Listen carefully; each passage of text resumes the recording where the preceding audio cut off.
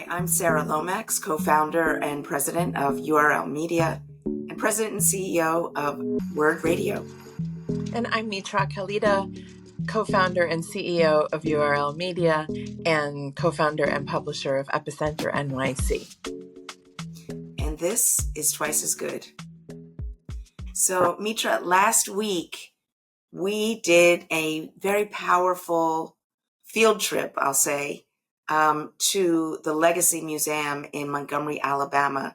And this was a trip that preceded the Online News Association's annual conference in Atlanta. And so we took about 17 people to the Legacy Museum. And this was your idea to do something that was uniquely URL. And instead of doing a reception or something kind of, I guess I'd say stereotypical, you came up with this idea of taking a trip to the Legacy Museum in Montgomery, Alabama. And so I wanted to kick things off asking you why you chose that concept to, instead of, in lieu of like a traditional gathering at a conference. Yeah. Well, I guess I should begin by saying that the year that the Legacy Museum opened, which is under the umbrella of the Equal Justice Institute Initiative. The Equal Justice Initiative. When it opened in 2018, I happened to go with my family. My work at the time took me to Atlanta a lot, and my kids had like a break. And I had then a 7-year-old who, you guys, we'll introduce Leonor in a moment, but you guys will know, when your kid is 7, when they're starting to learn about civil rights, like the greatest point of entry in U.S. schools is Martin Luther King. This usually happens on MLK Day. And so I had a 7-year-old as my younger child who was obsessed with Martin Luther King Jr. And I felt like because I go to Atlanta so often for work, like the next school vacation will tuck in some of her interest in this and get to see his boyhood home in the King Center. This child just sort of became obsessed with his marches and the bridge and his original. Again, when you have a child who's like really interested in this stuff, they sort of go down a rabbit hole. Anyway, that's how we ended up learning about this new civil rights museum in Montgomery, Alabama. And I have to say, as a family trip, I was a little concerned about it being very raw because informally, one of the memorials, there's 3 sites, which we could kind of explain in a moment, but one of the sites is called the Lynching Memorial. And I worried about this, but on the other hand, we tend to be pretty open in our home, and this is the history of the United States. Like lynching is a big part of that. And I had never heard about a museum that kind of put these horrors on display. And I think that's an important distinction of like going to a museum as a tourist site. And I emerged in 2018 saying everybody in the world needs to come here. And so for the last few years, like if I hear about people like looking for stuff, I'll just be like, listen, this thing is a must do. Let's fast forward to, when you and I were brainstorming around the Online News Association, which was in Atlanta this year. We've thrown parties for URL Media before. We're so grateful. This is our 4th year of operation. I think we throw a great party. You and Leonor, who I swear we'll introduce in a moment, are usually the people on the dance floor. And but we're in a very different moment this year. And I felt like with the rollbacks in DEI, with an election upon us, with even kind of this return after COVID to gathering being sometimes very frivolous, I guess I just didn't want us to throw another party. And I was like, how do we do something meaningful? Because when URL launched in 2020, our reason for existence, like the world got it, you know? And so quickly the world forgot, right? Because of these rollbacks. Now, I don't think anyone on our team has forgotten why we exist. Um, I don't think our people in our communities that we're serving with our media partners and our outlets have forgotten why we exist. But so I think, and this maybe brings us to the museum, and we could introduce our third guest. I think this is one of the most powerful experiences to understand not just civil rights history, but US history. And so, in order for us to understand why this moment feels so fraught, um, you know, I kind of thought, well, maybe we need to do something small, intimate. What if we took everybody for, like 10 hours and immerse them in these horrors, but also the resilience of our communities. I'll pause there. And Sarah, do you want to just introduce Leonor so we could Sure, for the sure. Well, yeah, so Leonor Ayala is with us. Leonor is the head of our recruitment division at URL, and she was part of the bus trip to the Legacy Museum. And, we all were very deeply touched by this experience, and we are all coming from it from a different vantage point. Obviously I'm African American. And so when I stepped into the, the first exhibit, which was about the Middle Passage, it gripped me and I got a lump in my throat just instantly walking in. And it got more and more and more intense emotionally as I went through the entire Legacy Museum. But Leonor, why don't you jump in and just give us some thoughts, reflections of your takeaways from the Legacy Museum and that equal justice initiative experience in the three spaces. Yeah, I would say that's right. Like it starts off really strong, right, with that imagery of Africans being carted and trafficked to the United States. And as you move through, you get this real sense of just weight about what Africans experienced on the shores once they arrived, how they were forced into labor. And as you continue to go through, the number of people that were part of the trade, that were forced into labor, and then, it continues into segregation once Black Americans were freed.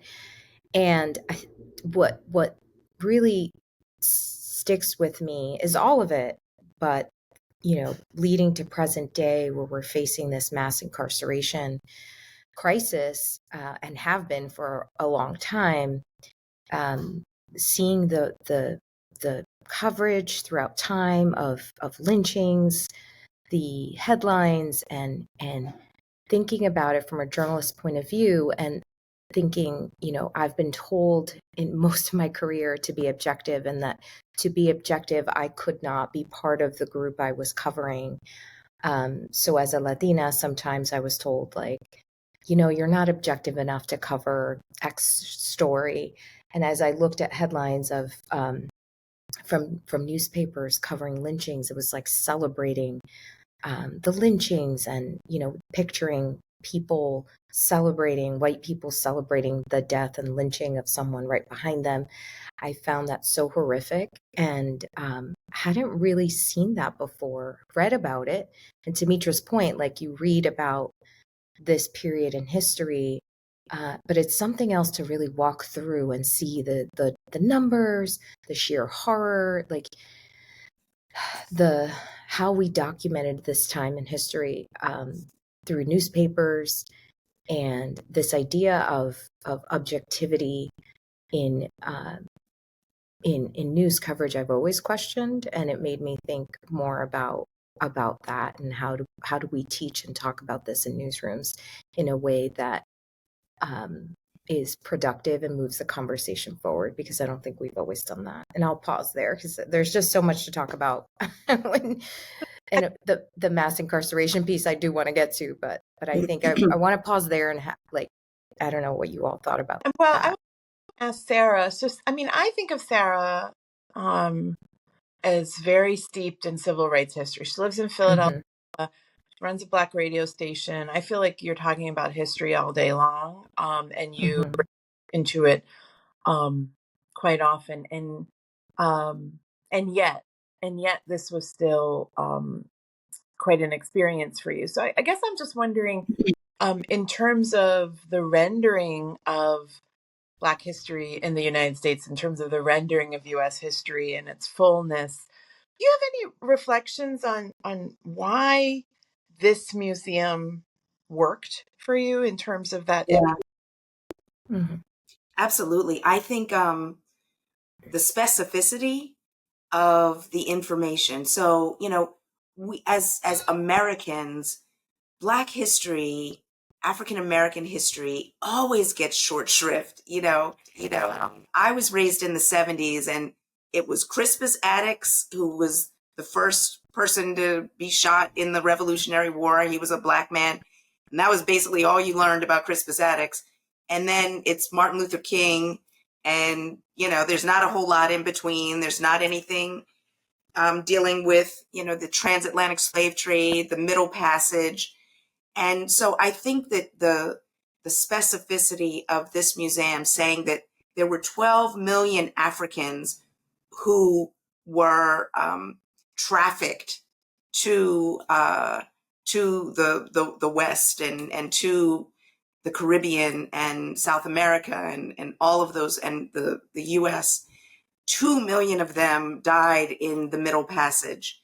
There were 36,000 voyages that comprise the transatlantic slave trade, where all of these enslaved and captured Africans who were fathers and mothers and children and aunts, and they were people.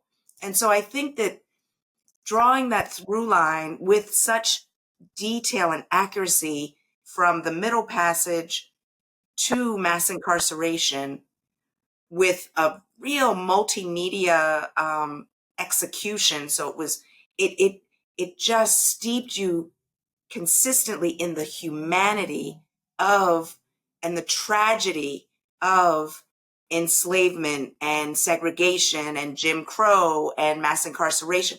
It humanized the individuals who have suffered American terror.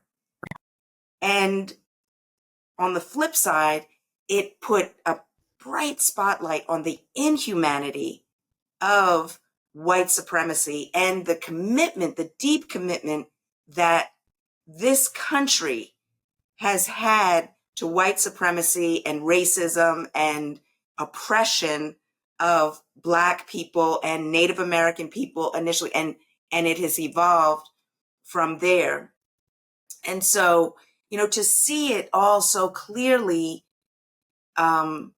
displayed and articulated and curated was just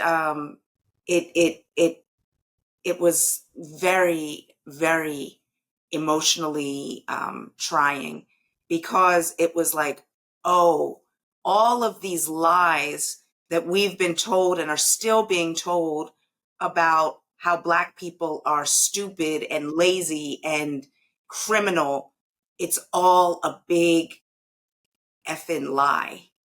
And so, and then, the resilience part is, and still we rise, and still we're here. And despite the lynchings and all of the laws and the social action and the political, all of the things that actually became the blueprint for the Nazis. We saw that in Caste. Like all of that stuff was enacted upon my people, and still we're here. So that phrase, "We are our ancestors' wildest dreams," is so true. It's so profound. And so it just, it was a real, I'm still processing, and, I'm getting a little verklempt as I'm talking, but Yeah. I agree with you, Mitra. Every person should go to that museum. Yeah. I was struck by the number of organized tours around us. And I was going to ask more about this because, she's working in recruitment, works with a lot of companies that are trying to turn around their DEI efforts still. I know we can also talk about the rollbacks. But the day that we were there, Walmart had its employees there. And so that was, a diverse group, but not a largely African American group. And it seems like they get a lot of companies that are sending folks as a part of their own learning of history. So, Leo, I just wondered if there was anything that struck in that action, because you do work with a lot of companies. And, were there some tie-ins you saw from then till now? So I would say that given the chilling effect the repeal of affirmative action in higher education has had on industry and workplaces is real. We've seen it. We've seen it in the way that we need to, as recruiters that center diversity, equity, and inclusion, not use diversity, equity, inclusion, and just use the inclusion piece of that. So I think it is very to see companies like Walmart and other workplaces investing money, time, and energy in really getting their employees to the museum and the legacy sites is heartening. And it makes me feel that, we're having these conversations now about diversity, equity, and inclusion shrouded in coded language because we're afraid someone's going to feel left out. Or get sued. Or I get think sued. that's why people Yeah. are changing the language. It's not because they're afraid people are going to feel left out. They're afraid they're going to get sued. Well, yes, very true. Because the people are saying we're left out. We are not part of this, right? So I'm going to sue you. I'm going to sue you, X company, because I feel not included. So I do think it's important to recognize those companies that are still trying to push this work forward. I would love to see more workplaces invest in this, and I feel very fortunate that I work at URL Media, where we center these experiences and we really embrace learning as a team and going there as a team and bringing people into the fold, because it is important. I mean, you talked about your daughter at the beginning of this and how interested she is in this period in time, and I grew up really learning about African American history all the time because of where I grew up, and the school district was largely Black and largely Latino, and so even though I had that advantage of learning African American history from the very beginning of my education, it is very different to walk through the sites.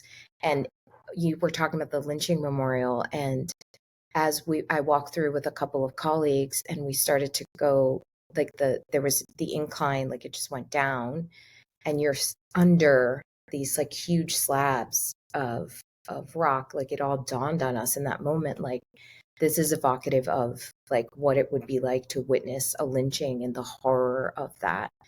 I'm getting goosebumps talking about it again, and yeah, it's very different to experience history in this way. And I, not, hats off to the people who took so much time to think about how this would feel, how this might really honor people who came before us and really suffered greatly, to really open the door for many of us in many ways, right? Yeah. So, and I think hope that answers your question. No, it's and I there was one part of me that wondered, like, what are all these white people around us thinking? I'll be Yeah, right? same. There was another part that was like, oh, they're here because their employer sent them. Mm-hmm. Like, well, if I want everyone to see it, nothing like being forced to see it, right? So I had a little bit of a Yeah, you answer that. Sorry, Sarah, go ahead. No, I was just going to say, I also think that the moment that we're in right now with this very pivotal election, and how polarized we are as a country, and this slogan of MAGA, make America great again. And, like that museum experience really it very clearly shows that America was never great for Black people. And so this idea that, oh, we want to go back to the good old days, when white people were very clearly in a position to excel because they were stepping on the backs and the necks of Black people and other people. And so, it for me, there were a couple of things. There was a display of all these white segregationists and the quotes that they had said about how invested and how committed they were to segregation, and they would never bend. And to me, that is like the modern day Trump rallies are those people. And when I see the happy, laughing, picture taking white people at these horrific lynchings, I'm like, oh, these I see the current manifestation of these people in some of these rallies in Charlottesville when that happened. And so and the Proud Boys and all of these things. And so, like, we are destined, until America really has a racial reckoning, which we thought there was a glimmer of it in 2020. But until America has a real racial healing, reconciliation, and healing, we are doomed to keep repeating our history, which is what we are seeing right now, with it being neck and neck between somebody who is like a clear, rabid racist in Donald Trump and someone who is a clearly qualified progressive in Kamala Harris. And yet this country is like almost evenly divided. And it's just mind blowing. It's mind blowing. And to me, it informs how we need to be looking at this election when you put it within the context of what American history truly is as it relates to white supremacy and racial discrimination. And so I think that, to me, it energized me to be even more, um, just committed to educating and empowering people around what it means to vote, because they had a whole like display about the poll taxes and the different things. But again, that specificity, they actually had a test of what Black people had to, they had 3 minutes to go through this test. And there were the most ridiculous questions, like how many seeds are in a watermelon? How many jelly beans are in this jar? Impossible to answer. And that was very, cleverly done to disenfranchise people of their right to vote. And we're seeing modern manifestations of ways to disenfranchise people to vote. So all of this stuff just kind of provides context and perspective on how we're kind of repeating history right now. Yeah, I wanted to get some like really what stuck with you and any final takeaways from all of us. But one other thing I just wanted to mention was the unapologetic nature of these institutions, which in this moment that we're in, and you both have alluded to it, right, where let's make people feel okay by accommodating them in this way. And that being said, what I felt emboldened by was this had a clear point of view, but was so rooted in fact, and it didn't absolve white Americans of their role in this at every turn. And I think that was why it might be different from other renderings of African American history. even during one recording I was listening to, they talked about how the enslaved people were stacked in very close quarters. And it made moving and going to the bathroom and hygiene impossible. And they said in between them were their enslavers who did not seem bothered by this picture, according to historical description and some journals. I mean, meaning it was rooted in how they knew that, right? And I feel like that latter part of how this landed with the people who were responsible for it has largely been erased from history. And so there was something about that responsibility. Like you don't hear about reparations like we used to talk about it 5 years ago, right? And there were just so many aspects where I wondered about my own complicit nature of being like, oh, let's just take what we can get, right? And not rock the boat too much. And that really, I just thought the execution of this museum was inspiring in, be honest here, like not even take more than you could get, just be honest about what got us here. And I think so much of URL media in its founding was rooted in our people being under-resourced and yet the glue of their communities, the ties that bind their communities and a necessary part of the fabric of their communities. And we're not resourced, and yet we're a necessary part of why things run. So there was just something that I'm really trying to tap into, to how do you keep that vision honest, just honest. It's not even like I need to be more fiery or anything, just honest. Yeah, love that. Yeah. Leonor? Yeah, Leonor, go ahead. I would say for me, one of the things I'm taking away a lot, how it impacts my work. I'm more deeply committed to, unwavering doesn't describe how I feel about our mission in recruiting and retaining people of color and putting them in, helping them gain access to the jobs and have a seat at the table.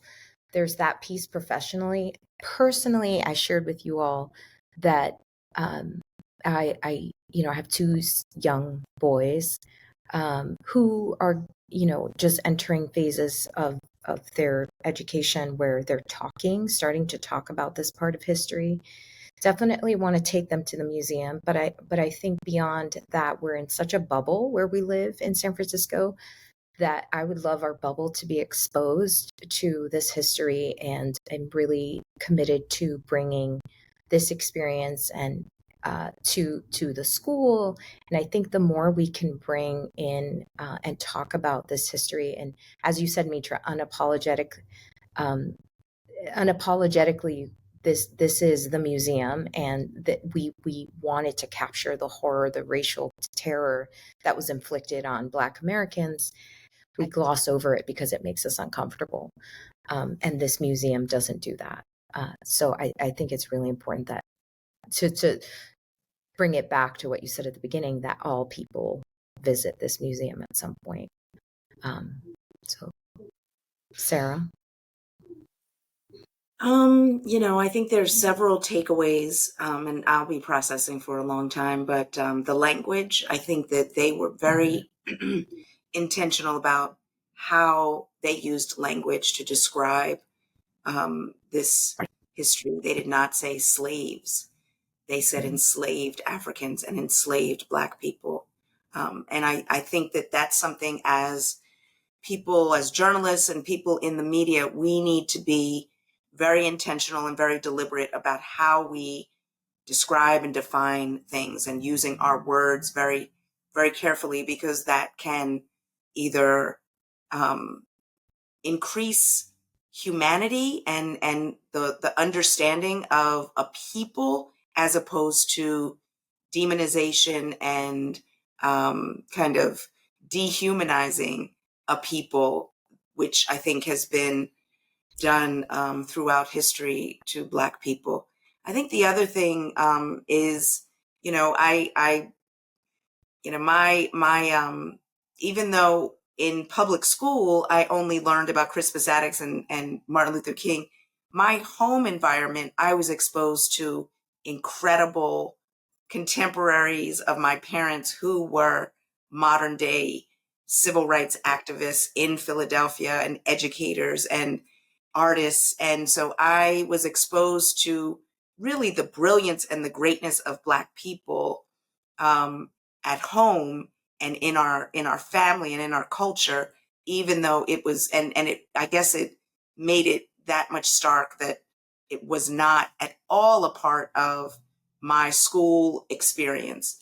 And so I also am just so amazed really at what my family, my father in particular, was able to achieve. And one of the things that kept really hitting me is that my father purchased the plantation where his ancestors were enslaved in Virginia, in King William, Virginia. And, when we go there, that is our ancestral homeland. And the house is a mile off of the road. And when we walk that road, we can feel our ancestors. And so to me, I always thought that that was like incredible karma for my father to buy this plantation where his great grandmother was enslaved and then to buy like the 700 acres surrounding it. It was like a big, I think, middle finger to those who abused and used and profited from his and our ancestors. And so I just feel like we are a miracle to be where we are in this moment as Black people. And boy, do we have a long way to go. And that's my takeaway. So before we wrap up, we had asked the folks who were with us to just share some reflections on the bus tour before they disembarked. This one says, thank you for organizing this profound and timely visit to the Legacy Museum. It was eye-opening to see the direct through line of slavery's enduring and insidious impact on the concept of the American dream, to understand the complicity of finance and banking to the New England mills, to the incarceration industrial complex and current public policy. This will all stay with me. And, we didn't talk a lot about this, but the last piece of the exhibits in the museum really focus on the incarceration piece. And, that's something that I'm still processing and will stay with me. I think this idea too, Sara, you were talking about the profound impact your father buying the plantation. I think a lot of people will say, not a lot, but I have heard this, and it's really disheartening, that will say, get over it, get over slavery, right? Like, I don't understand where that's come from, but this museum is important to make people understand, like, this is not something like you just get over, right? This is something that has, right. This is something that has permeated generations in the most insidious ways. And it's still reverberating. And, like the get over it really minimizes and really like erases all the economic benefit that was accrued from like enslavement and then, mass incarceration. Like all of these things also fueled the wealth of this country. And that's another part of the museum. And we can't end this without saying the name of Bryan Stevenson, who is the kind of brainchild, the spiritual energy, the creator of this museum and these three incredible experiences, distinct and aligned experiences. So, Bryan Stevenson, the founder of the Equal Justice Initiative, the person who created the Legacy Museum, and I think the other museum is called the Peace and Justice Memorial that is Right. colloquially called the Lynching Museum, and Right. then the Sculpture Garden. And so, just real heartfelt gratitude and thanks and a deep bow to Brian Stevenson and his team for doing this amazing work. I would love to read one more if we have time. Yeah. This is one of our funders, from one of our funders. The room in the Legacy Museum of the heads of enslaved Africans emerging from the sand as sounds of waves wash over you, that will stay with me. It beautifully preserves the memory of those who endured the grueling voyage and the many who did not make it. As a first-generation African, our communities tend to stand apart from Black Americans. This is a stark reminder that this is our shared legacy. White supremacy has scarred us all deeply, and yet we endure. This is a recommitment to the struggle against brutal oppression wherever it presents itself. Thank you, URL Media, for organizing this tour. P.S. I was shocked that half of New Yorkers personally owned enslaved Africans in 1730. The North is not absolved in this history. The North, I wrote a bunch of notes. Okay, New Jersey granted up to 75 acres of land for every enslaved person brought into New Jersey by white settlers. So that's like New Jersey, okay? That's right across the bridge from where I am in Philly. I'm in New Jersey all the time. So the economic benefit that is imbued through all of this, it cannot be overstated or under recognized, because there were so many ways that white people were empowered to embrace and perpetuate slavery. So I thought that was interesting. So on that, North is not absolved. Okay, we are going to wrap up. We could probably keep talking about this for a very long time, because this is something that has so much depth and breadth and complexity. And hopefully we will continue to unpack this and draw the connections. But for right now, we are going to wrap up. Thank you, Leonor. Thank you, Mitra. And this is Twice as Good. Visit our website, url-media.com, for more news and storytelling from our independent publishers. Thanks for joining us.